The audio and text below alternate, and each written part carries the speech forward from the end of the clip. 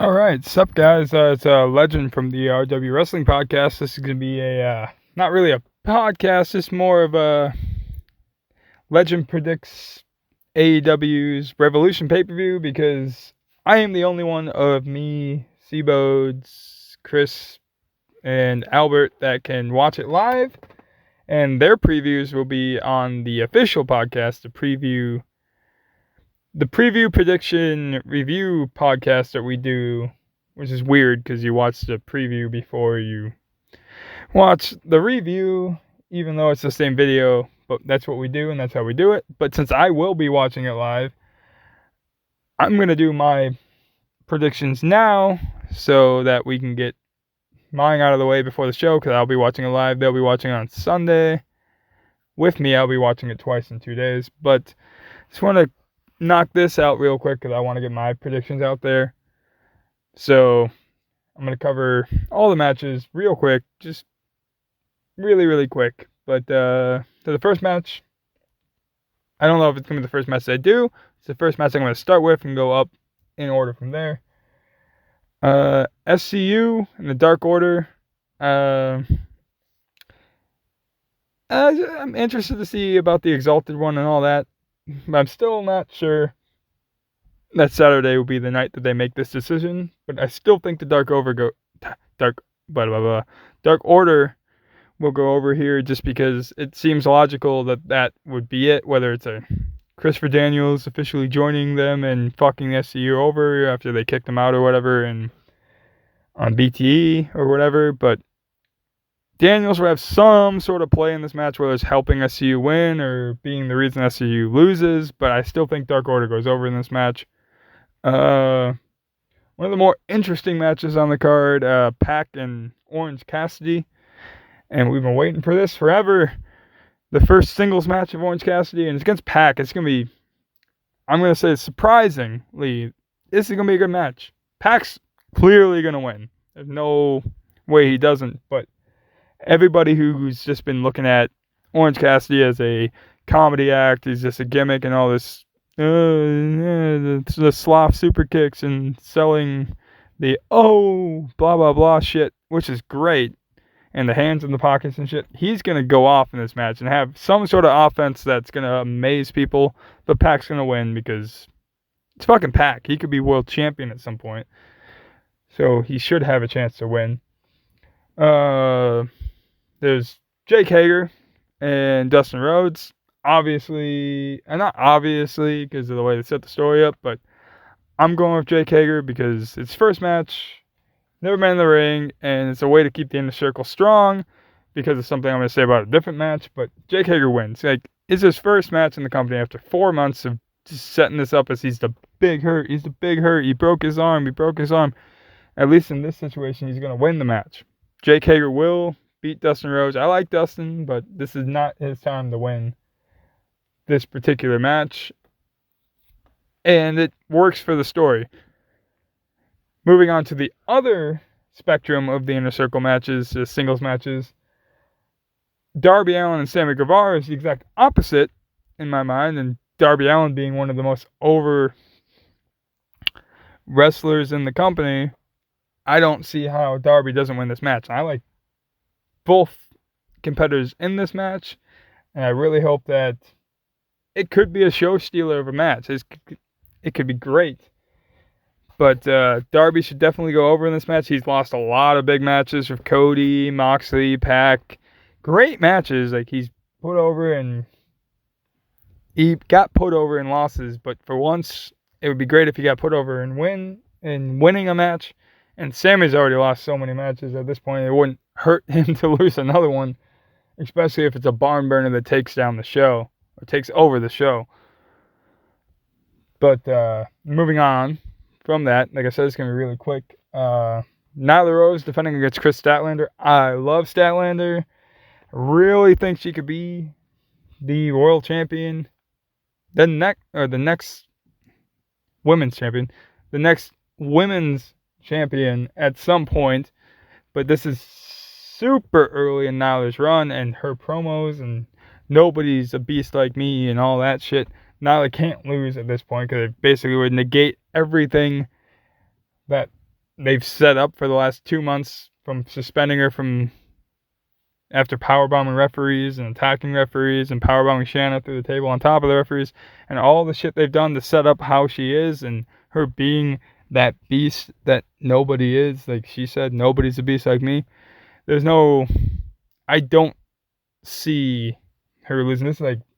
This and the Pac over Orange Cassidy match are like my 100% confidence that they're going to win. Nyla Rose will win this match. There's no reason, as much as I would like to see Stylander be the AEW Women's Champion, it's just not the right time.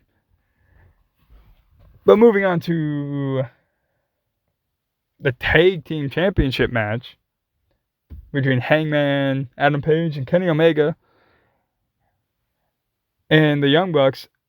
After that promo bit on the Kansas City episode, the Go Home show, where the Young Bucks just told Paige, like, oh, why bring a drink here? And you were nothing but a jobber in Ring of Honor before we brought you in to the Elite and Bullet Club and all that. I really, really, really, really, really want the Young Bucks to lose. I'm going on my gut in picking Hangman and Kenny Omega to win this match, even though I'm going by gut. Like, that is my decision. I'm picking Hangman and Kenny to win, but the Young Bucks are probably going to win. But I'm picking Hangman and Kenny because I think that would be great, especially if either they turned or something against the Young Bucks, or Young Bucks turned. Somebody's turning in this match. And I think it'd be cool if it was Kenny and Hangman winning and keeping the title run, because that would be great. And also seems like they've had the title short, and they just kind of rushed a couple of tag team title defenses against SCU and Lucha Bros in there just so they can say that they defended the titles. Great matches, but I feel like that's why they put them in there, and I really hope that I'm wrong and they don't lose, but I think they're losing. But I'm still picking them because Kenny's great. Hangman's just so good, especially now with the new Drink My Beer, like everybody's favorite beer drinker, Adam Page. But it could go either way. Most of the rest of the matches I'm going to cover, it could go either way. And then with that, we're going to go MJF and Cody. Logically, it seems, Cody's been through all this shit. Cody should win the match, and I love Cody, and everything they've done setting this up makes me love Cody even more. But with the story aspects to it, I really think and actually hope that MJF wins this match by some fuckery.